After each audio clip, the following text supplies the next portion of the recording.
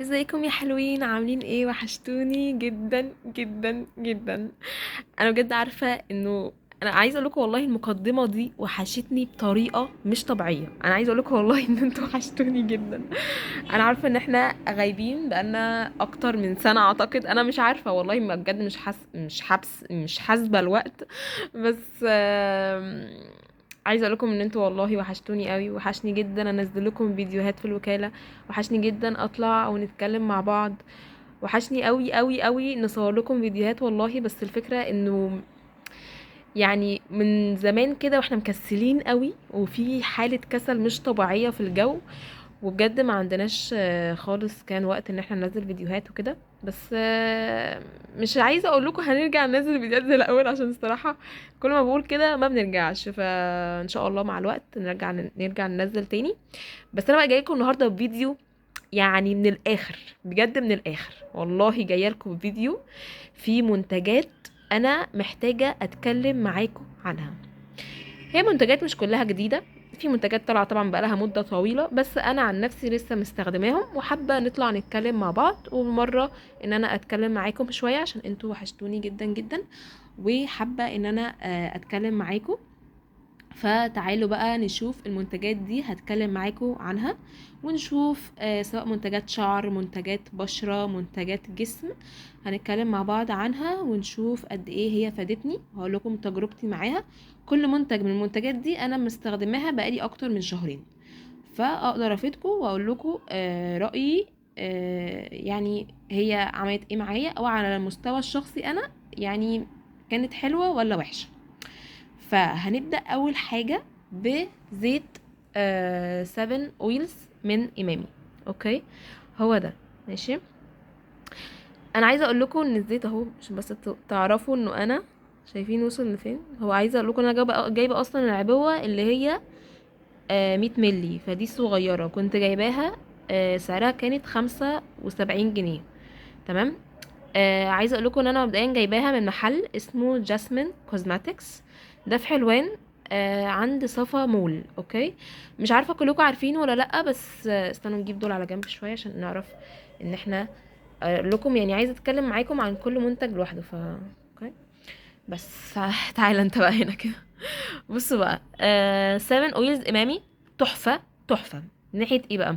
انا كنت جايباها عشان سمعت ان هو بيقولوا ان هو بيقلل الهيشان. اوكي، فانا كان عندي مشكله الصراحه الهيشان في شعري، فانا كنت حابه ان انا اشوف هل فعلا هو هيقلل الهيشان ولا لا.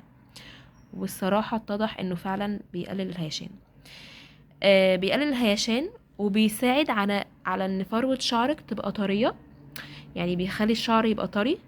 وكمان حسيت ان هو او انا عن نفسي يعني فادني في ايه، ان هو قلل الهيشان بتاع الشعر. تمام، ده اللي بتكلم عليه. وخلى فروة شعري قطرة، يعني طر الشعر. تمام. فالصراحة هو تحفة تحفة.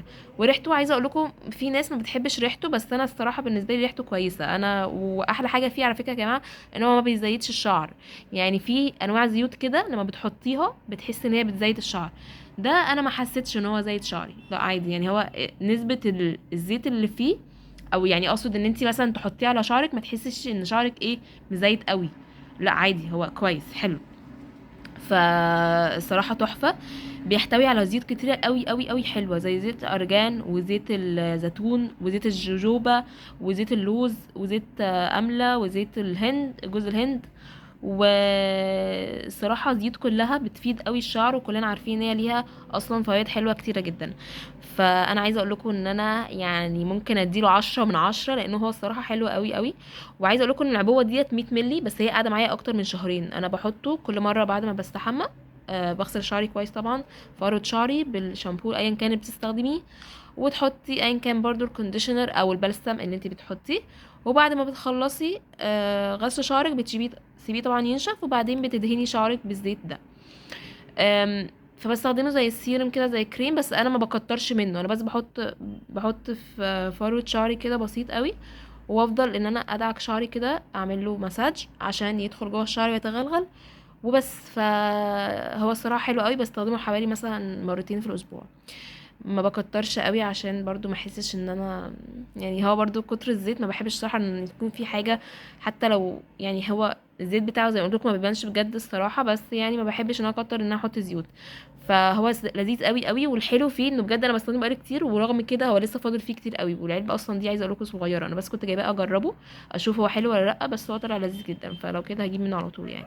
فده بالنسبه ل 7 اويز امامي.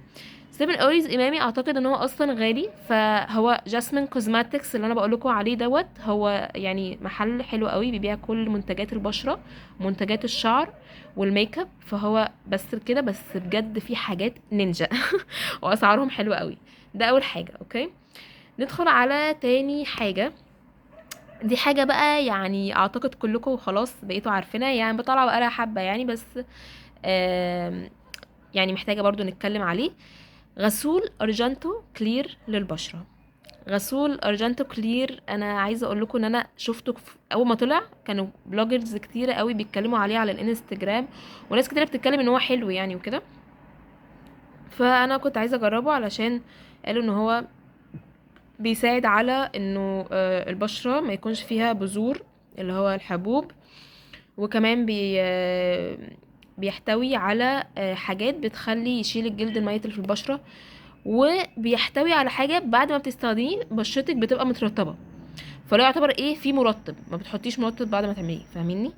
بس فانا ممكن اقرا لكم اللي عليه اهو. بصوا، منظف لطيف يعمل على ازاله الايه الحاجات اللي في البشره، دي حاجه حقيقيه طبعا، وما بيسدش المسام، وبيحتوي على مضادات اكسده، ومقشر لطيف يعمل على ازاله خلايا البشره الميته.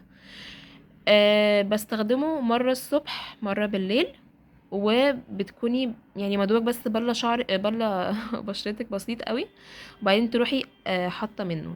تمام. عايزه اقول لكم ان هو خلاص اصلا فينش يعني قرب يخلص خلاص.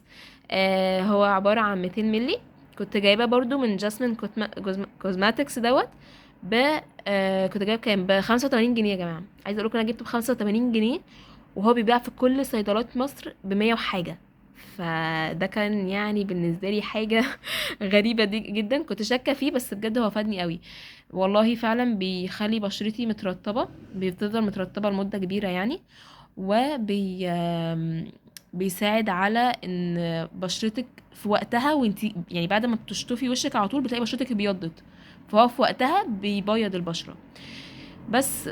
وبعديها بتبقى بشرتك ناعمه قوي، فهو فعلا فيه مرطب لذيذ جدا، فبجد بجد تحفه تحفه تحفه.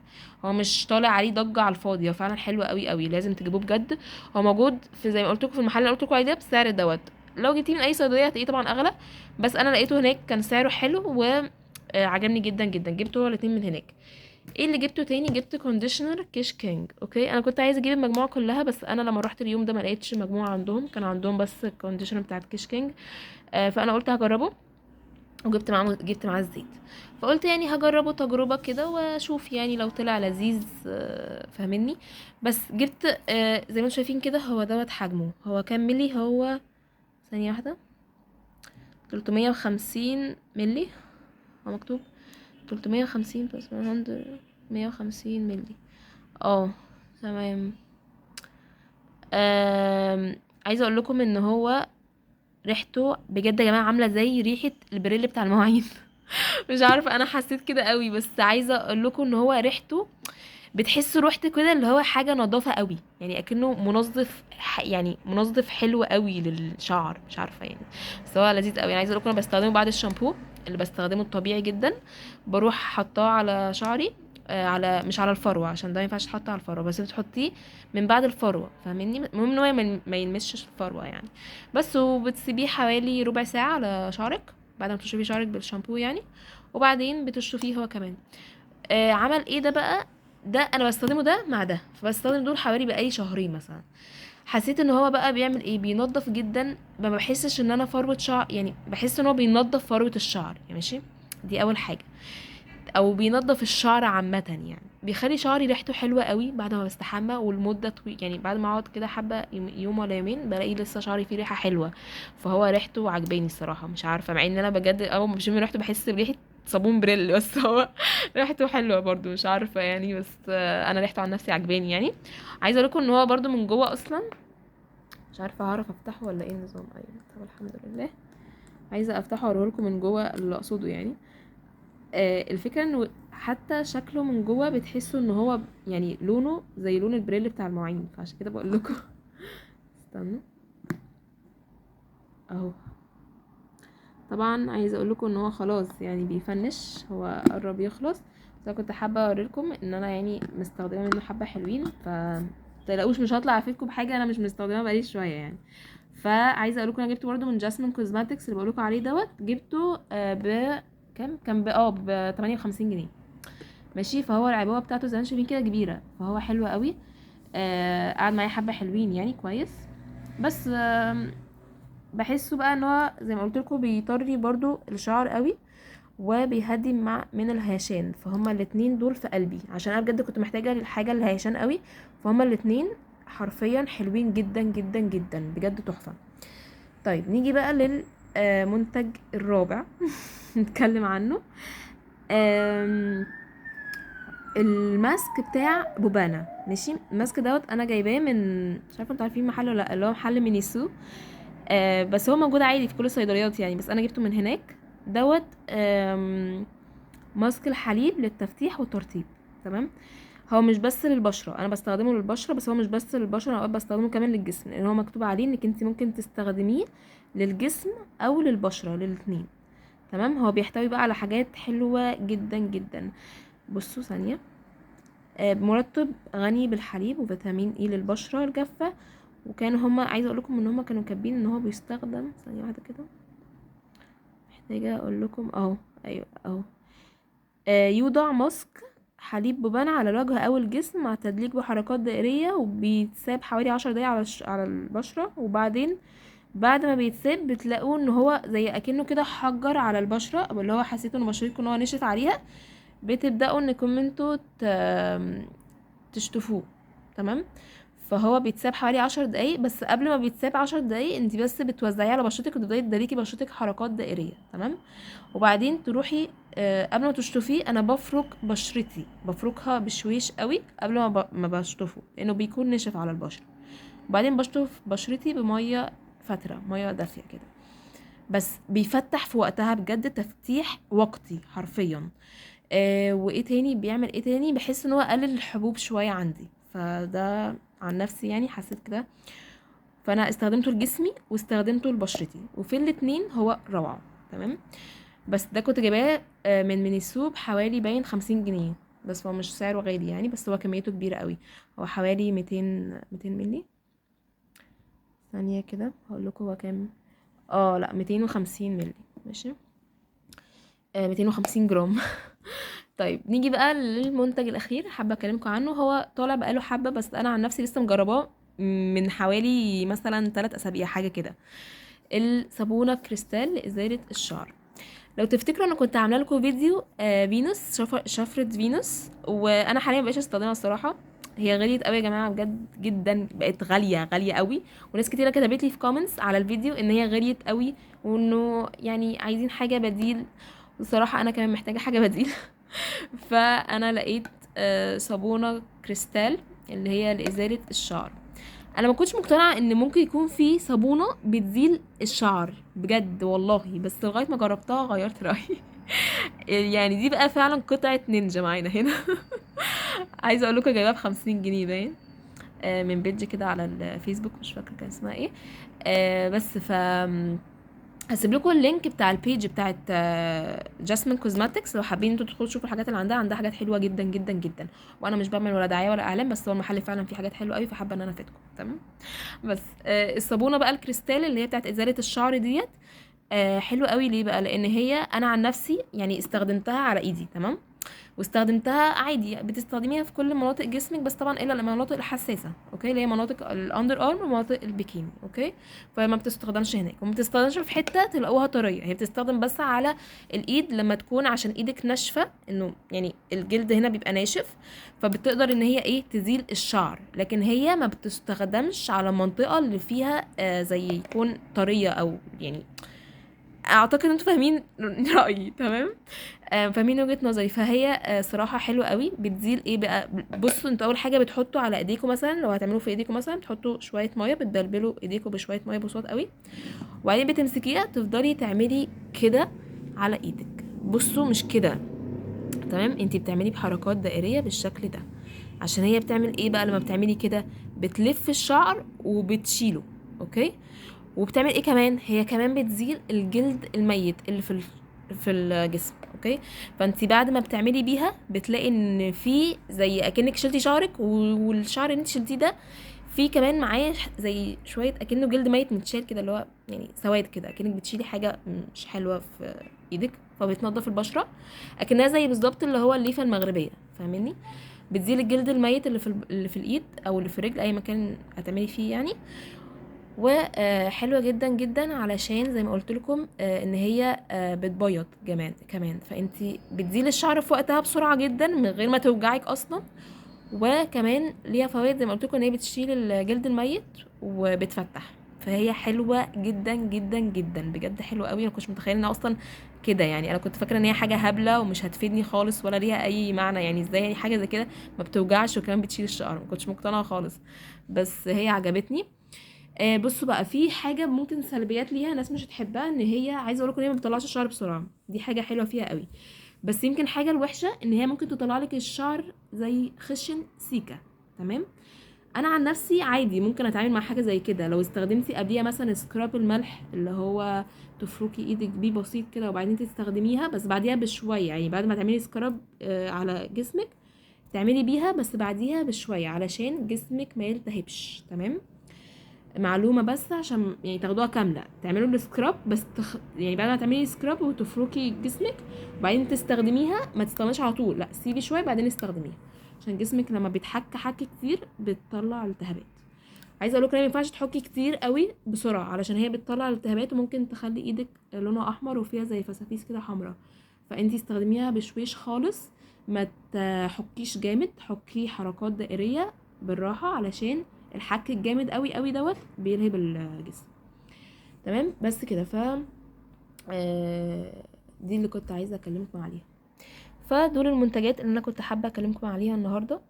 كلهم بجد والله حرفيا فرقوا معايا كتير قوي، فادوني جدا جدا جدا. يعني حسيت بفرق منهم، فاهميني؟ بالذات ارجانتو كلير تحفه تحفه تحفه. هو للبشره المختلطه يا جماعه، لكل انواع البشره، فهو هيفيدكم جدا جدا جدا. الزيت تحفه وحلو قوي، بيهدي هيشان قوي قوي قوي. انا مكنتش مصدقه معلومه بس قلت لازم اجربه، فهو فعلا بيهدي الهيشان. وطبعا كونديشنر كيش كينج، يعني ريحة النظافة اللي فيه اللي مش طبيعية دي تحفة، بلس ان هو بيطري فروة الشعر، فحلو قوي. ده حلو جدا للجسم وللبشرة. ماسك بوبانا تحفة تحفة للتفتيح، ماسك بوبانا بالحليب للتفتيح. تمام. هتلاقوه في اي صيدلية، هتلاقوه في اي محل بتاع كوزماتكس، وممكن تلاقيه كمان في جاسمين كوزماتكس، المحل اللي بقولكم عليه دوت. بس محتاجة انك انتي تتاكدي بس ان هو، بس اعتقد هتلاقيه هناك يعني، متهيألي انا شفته هناك برضو، بس انا جبتوش من هناك يعني. ده اللي عايزه اقوله لكم. و اخر حاجه صابونه كريستال لازاله الشعر، تحفه تحفه بجد. وانا يعني حرفيا والله كل المنتجات ديت انا عارفه ان في بعضها قديم طالع بقاله حبه، بس كنت حابه اطلع اتكلم معاكم وادردش معاكم لان انتوا كنتوا وحشيني قوي قوي قوي والله بجد. وانا عارفه ان احنا غايبين عنكم بقالنا فتره، وبقالنا فتره كبيره، بس ان شاء الله ان شاء الله نرجع زي الاول. و تنسوش تعملوا للفيديو دوت لايك لو عجبكم، وتسيبوا لي كومنت حلو. وان شاء الله هطلع لايف نتكلم مع بعض عشان انتوا وحشيني قوي قوي. وبس كده، ان شاء الله ننزل فيديوهات قريب بقى اكتر، ننزل الوكالة. عايزة برضو انزل ان شاء الله اماكن بتبيع غير الوكالة بقى، يعني عايزين نغير شوية محتوى القناة، بس برضو هتبقى اماكن بتبيع بالجملة واسعار حلوة. بس ممكن مثلا للعرايس اللي بتجهز حاجات، ادوات منزلية، اجهزة، هدوم، بس في اماكن تانية غير الوكالة، عشان حابين نغير شوية من الفيديوهات اللي بننزلها. فان شاء الله ان شاء الله استنونا الفترة اللي جاية، نحاول على قد ما نقدر ان احنا ننزل ونصور لكم فيديوهات تاني. وبحب جدا كل الناس اللي سألت عليا، وبجد انتوا وحشتونا وحشتونا وحشتونا قوي. انا بقرا كل الكومنتس بتاعتكم، وبحاول ارد عليها حتى لو احنا غايبين وما بننزلش فيديوهات، بس انا بتابع كل الكومنتس اللي بلاقيها على التشانل، وان شاء الله هحاول ان احنا نرجع زي الاول وننزل فيديوز كتيره.